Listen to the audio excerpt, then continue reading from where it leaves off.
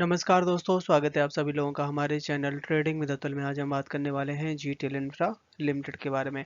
आपने देखा होगा कि इस समय शेयर है जो कि अपना बेस बनाता हुआ देखा जा रहा है 1.75 के आसपास। ना तो डाउन साइड जा रहा है, ना ही 2 रुपए के ऊपर निकल रहा है, क्योंकि शेयर काफ़ी अच्छा चल चुका है। और अब यहाँ पे इंतजार है बजट का। बजट में खासकर टेलीकॉम सेक्टर के लिए बिग अनाउंसमेंट आ सकती है। पर बजट से पहले यहाँ पे दो ऐसे अपडेट आते हुए देखे जा रहे हैं जो कि टेलीकॉम सेक्टर के लिए गेम चेंजर साबित हो सकते हैं।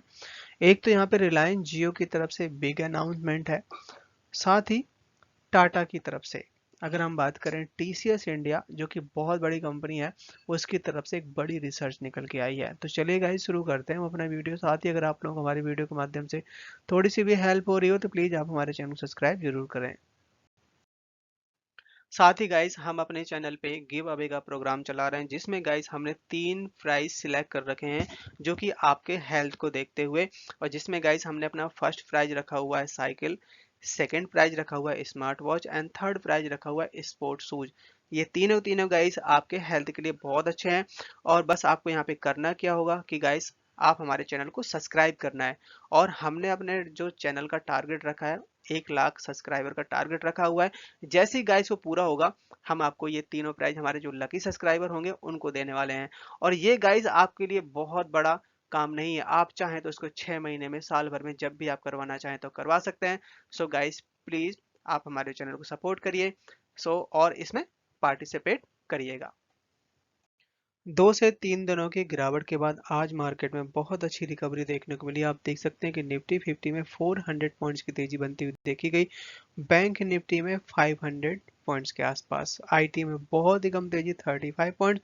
और स्मॉल कैप का इंडेक्स में 450 पॉइंट्स की तेजी बनती हुई देखी गई।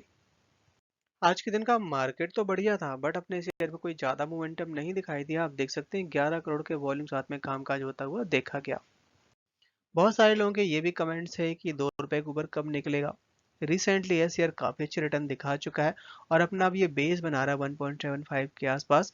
अगर यहाँ पे ये अपना ये हफ्ते 2 हफ्ते टाइम निकालता है इसी रेंज में, तो आपको शेयर 2 रुपए के भी ऊपर जा सकता है। इंडियन टेलीकॉम सेक्टर में एक बहुत तगड़ी ग्रोथ निकल के आई इन 2023 में। ये खुलासा निकल के आया है टीसीएस सी डबल ओ की तरफ से। टीसीएस कंपनी के जो मैनेजमेंट है उनकी तरफ से बड़ा अपडेट निकल के आया है कि आने वाले टाइम टेलीकॉम सेक्टर बहुत अच्छा रह सकता है। बताया जा रहा है कि करीबन 8 बिलियन फॉरेन डायरेक्ट इन्वेस्टमेंट यहाँ पे इंडिया में निकल के आया है। 35% की ग्रोथ है जो कि 2023 में दिखाई दी है।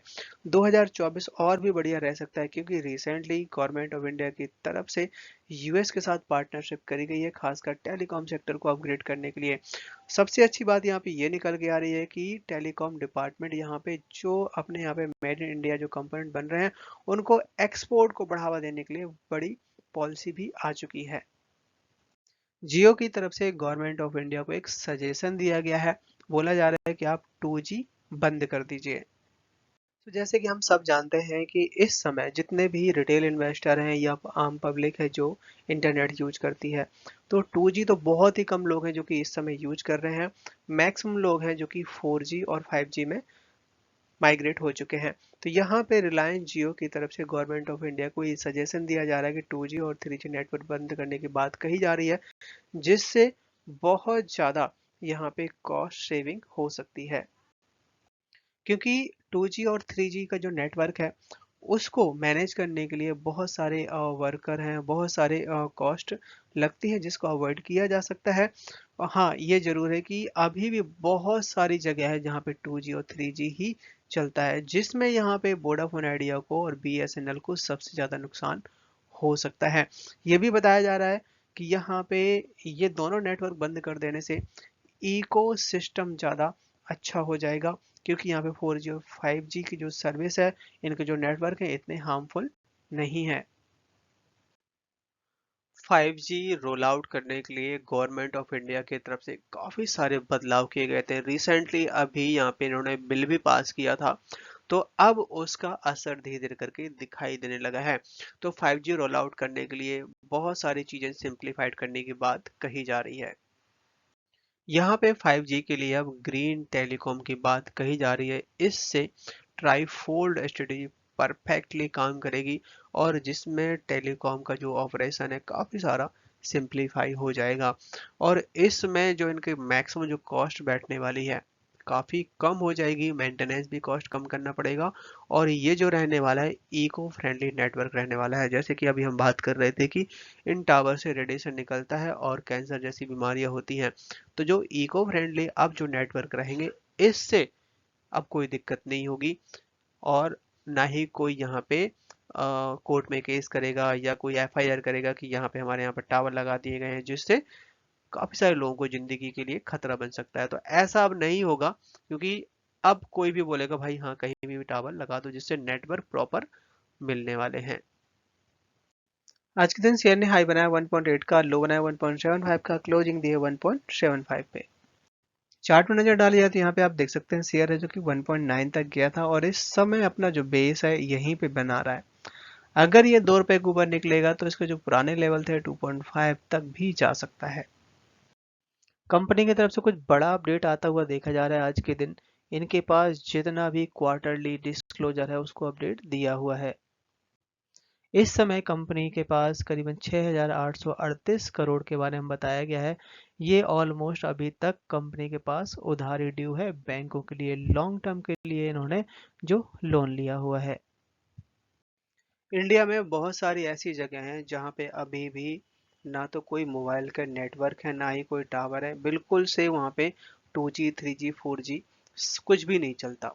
तो इसी तरीके से गवर्नमेंट ने अब धीरे धीरे करके ऐसी जगह को फाइंड आउट करना शुरू कर दिया है और वहाँ पे ये नेटवर्क अवेलेबल करवाए जाएंगे। तो यहाँ पे एक बड़ा अपडेट आता हुआ देखा जा रहा है। जम्मू एंड कश्मीर के एक गांव है, बुद्धिस्ट विलेज है जो कि करगिल के बिल्कुल पास पड़ता है।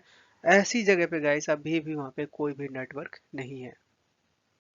इसी तरीके से इन्होंने बहुत सारी ऐसी जगह फाइंड आउट करनी शुरू कर दी। आप देख सकते हैं उड़ीसा में करीबन 6000 विलेज ऐसे हैं जहाँ पे कोई भी नेटवर्क कुछ भी नहीं है।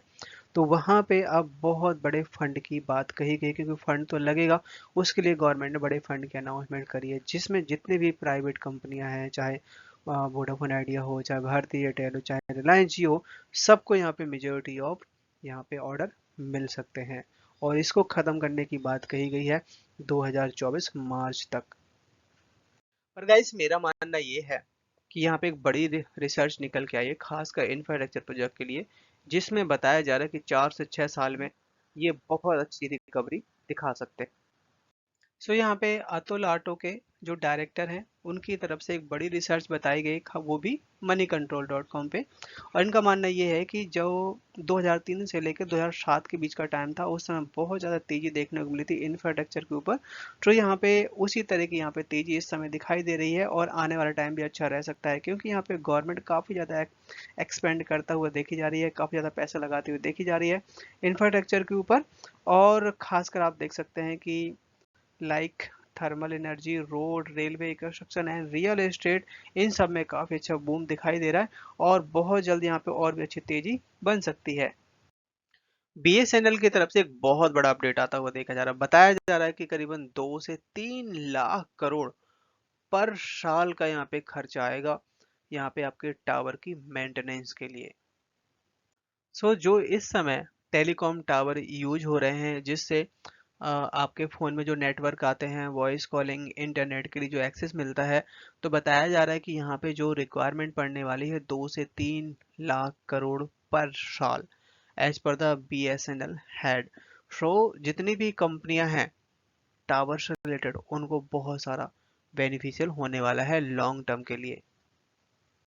इस कंपनी को बहुत सारे लोगों ने बाय कर रखा है। अभी रिसेंटली ही कुछ डेटा निकल के आए हैं। एक साल पहले यहाँ पे 46% तक का स्टेक था DIC की तरफ से, जो कि इस समय 44% कर दिया है। एक बार अभी कंपेयर करेंगे कि कौन सी कंपनी ने कितना स्टेक बेचा है।